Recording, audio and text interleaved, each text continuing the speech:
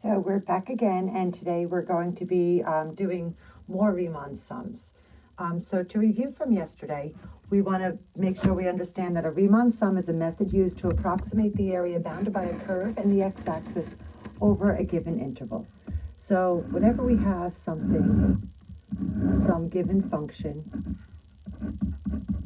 and we're kind of asked find some sort of area that's bounded by this curve, the x-axis, on some given interval. We're going to use a Riemann sum when we can't find that value using geometric formulas. And remember, to evaluate a Riemann sum, we need the given interval, we need how many subintervals. This helps us find our base. And then we need to know our left or right or midpoint, which one of these we're setting up, and this gives us our height. And just, one more time, let's say that we can use a definite integral to express this area. So if we want to express this area in a general way, it would be the integral from a to b of f of x dx.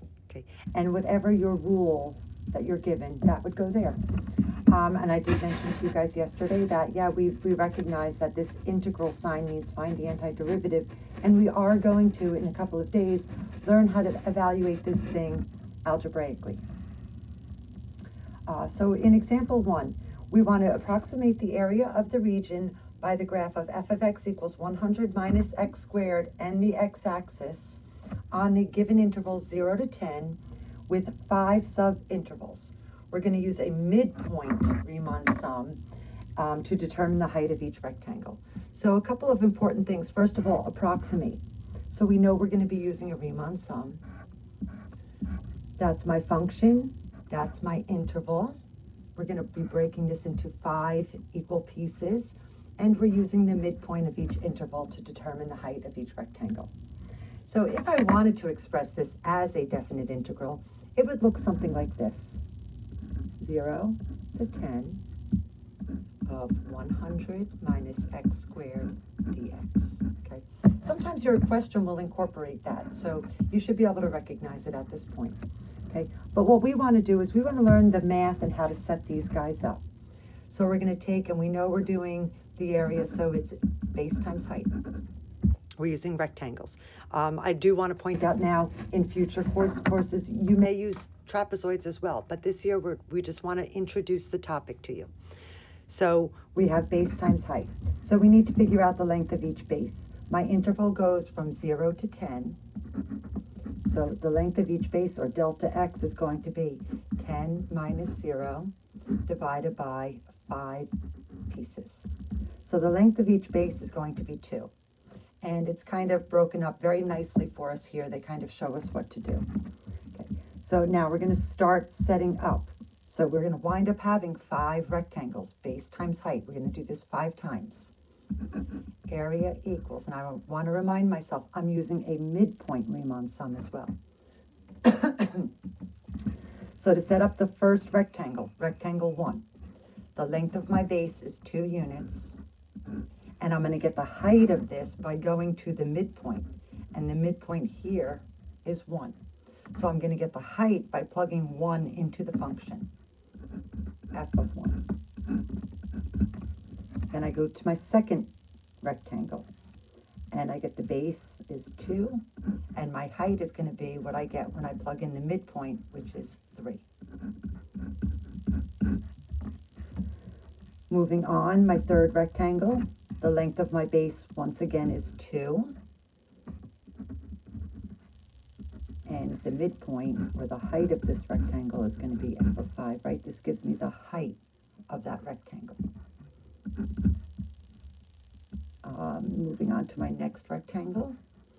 Once again, the length is 2. Now, in these situations, yes, our base is going to be the same, but it's not always going to be like that. So we need to kind of be careful and be aware of what's going on each time we set up a Riemann sum. I'm going to get the height of this rectangle by plugging 7 into the function. And the last rectangle is 2 times f of 9. So there's our Riemann sum in function notation. Now we're just going to work out the math for it. So I'm just going to go through 2 f of 1. Well, what do I get when I plug in 1? I go to my function. Now, if you want to be real lazy, that's okay. Go ahead, plug your function in your calculator. There's nothing wrong with that. And you can work from the graph screen, and you could just do second trace each time. Or since these are all nice numbers, we can go right to the table. And I could see my values for all of the numbers. F of 1 is 99. F of 3 is 91.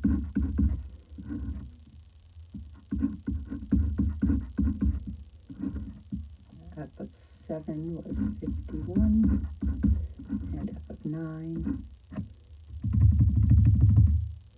19. And I'll give you a couple seconds. You can work through the rest of this math, and your answer should be 670 units squared, and I hope I did not make a mistake, but that's what I got. Okay, so hopefully this is kind of coming together for you, that we're using, this is not the exact area, we're missing little pieces of area there, and we're going over in some cases, but it's giving us an approximate value for the area under that curve.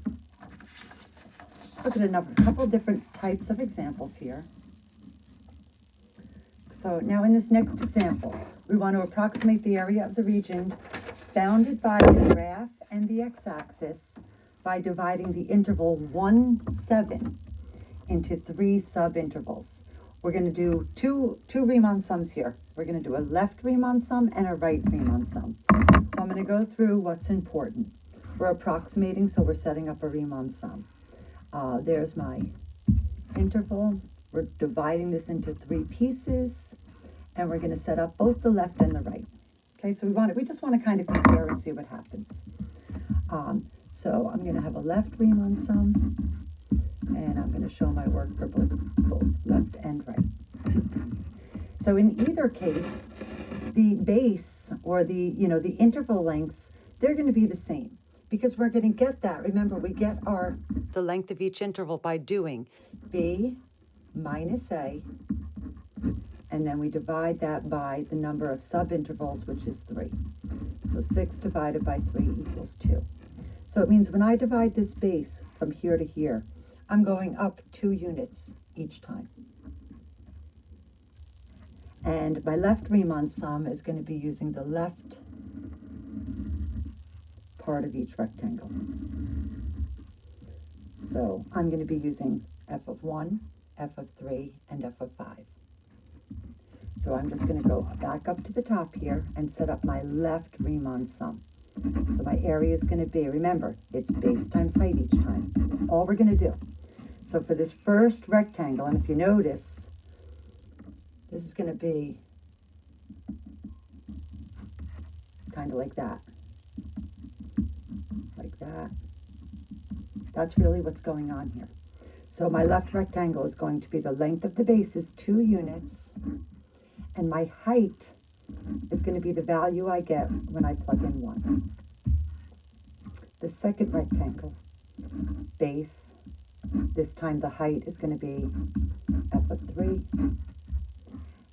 The third rectangle, the length of the base is 2.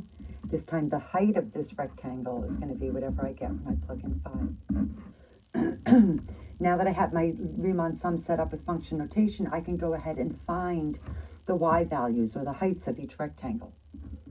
This time I don't have an equation to plug into, so I'm going to have to read it right from the graph. These are actually much easier. F of 1 is going to be the y value on the curve. F of 3 is whatever I get when I plug in 3, which is 7. And f of 5 is the y value on the curve when I plug in 5, which is 2. And then you would just take and you'd add these numbers together, and hopefully if we do our math correctly, we get 38. And that's just, again, units squared because we want to account for the area. If few more to go. Now we're just going to set up the right one. Now the right should be easy for you, okay? So you sort of see how these are really repetitive. Now the right, I'm going to wind up, maybe I'll do it with my highlighter. For the right Riemann sum, that's going to be the rectangle. This is going to make my next rectangle. And then this is going to be my last rectangle. You can kind of see here, there's going to be a huge discrepancy in the values we get as answers. Okay. Once again, that's okay. All we want to do is set up the sum and find it. That's all we're being asked to do at this point. So for my right rectangle, base 2, height f of 3. Rectangle 2, base 2, height f of 5. Third rectangle, base 2, height f of 7. And we're going to go back to our picture and we're just going to get our function values. F of 3 is 7. F of 5 is 2. F of 7 is 0. Don't worry, just do the math. And one other thing I should point out here, sometimes if your bases are all the same, some people like to factor them out. It's okay, feel free to do that. This math is so easy. You can sort of do it in your head. So we're going to have 18 units squared. And look at that huge difference. No worries. Okay, we will discuss things like that in more detail next year.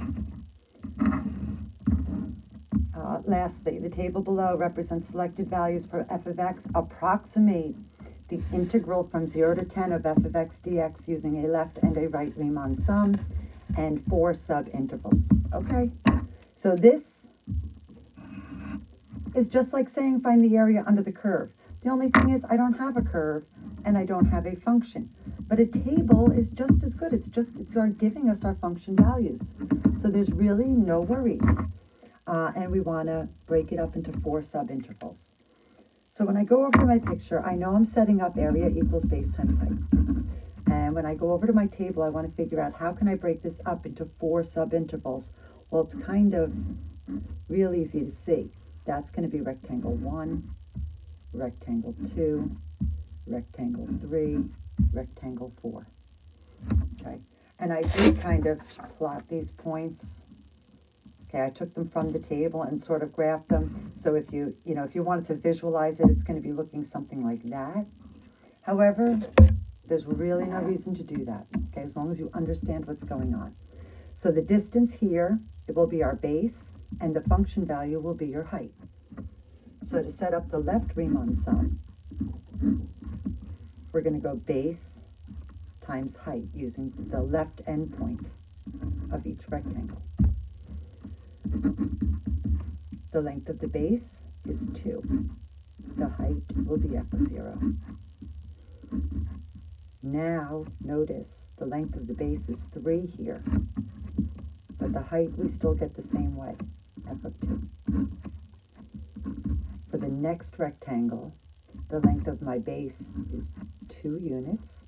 My height is f of 5. And the length of the base is 3. And f of 7 is how I'm going to get my height there. So now just substituting your numbers, you have 2, f of 0 is 2, 3, f of 2 is 3, 2, f of 5 is 5, and 3 times f of 7 is 7. If you do a little math here, we wind up with 44 units squared.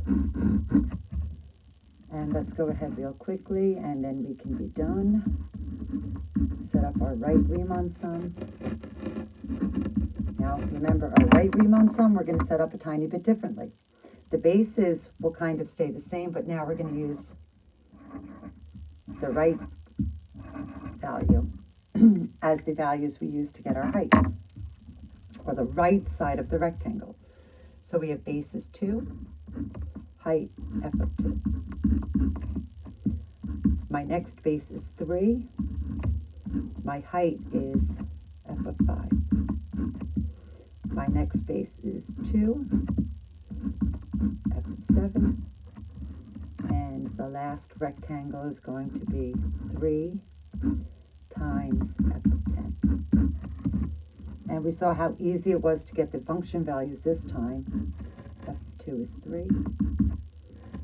3 times f of 5. 2 times f of 7.